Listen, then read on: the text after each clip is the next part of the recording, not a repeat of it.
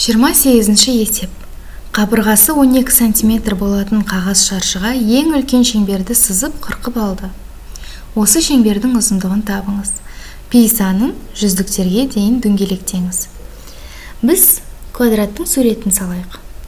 Шаршы дегеніміз ол квадрат, яғни оның барлық қабырғасы өзара тең.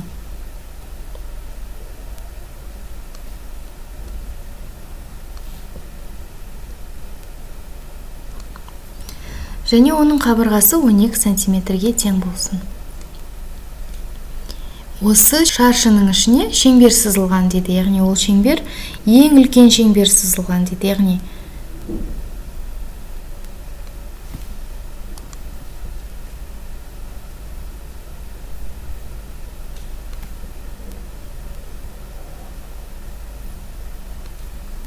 міне осындай шеңбер сызылған дейді.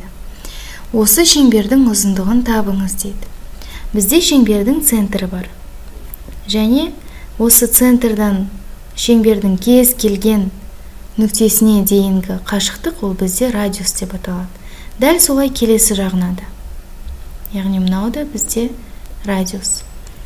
Демек, біз көріп тұрмыз, екі радиус ол 12 сантиметрге тең болып тұр. Ендеше біздің радиусымыз 6 сантиметрге тең. Бізге осы шеңбердің ұзындығын табу керек. Ұзындықты біз С деген әріппен белгілейміз, және оның формуласы бар. 2π көбейтілген радиус. Пи деген ол бізде тұрақты константа сан, яғни ол кез келген шеңбердің ұзындығын оның диаметріне бөлгенге тең.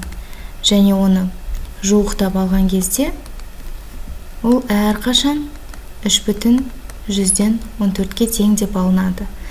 Бізге осы пи санын жүздіктерге дейін дөңгелектеңіз деп тұр, ол бізде онсыз да жүздікке дейін дөңгеленіп тұр.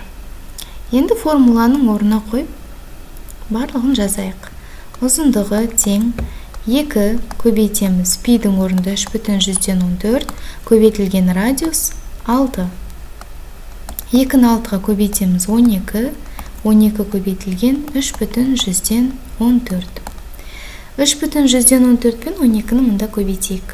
3/114 көбейтілген 12. 2-ні 4-ке көбейтеміз 8, 2-ні 1-ге көбейтеміз 2, 2-ні 3-ке көбейтеміз 6. 1-ге көбейтіп шығамыз, мұнда 4, мұнда 1, мұнда 3. Енді қосайық.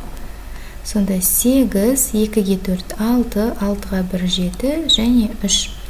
Енді қараймыз, бізде үтірден кейін 2 сан тұр, демек үтірді мына жерге қоямыз. Сонда біздің ұзындығымыз 37/168 сантиметрге тең. Жауап нұсқаларының ішінде Д нұсқасы дұрыс.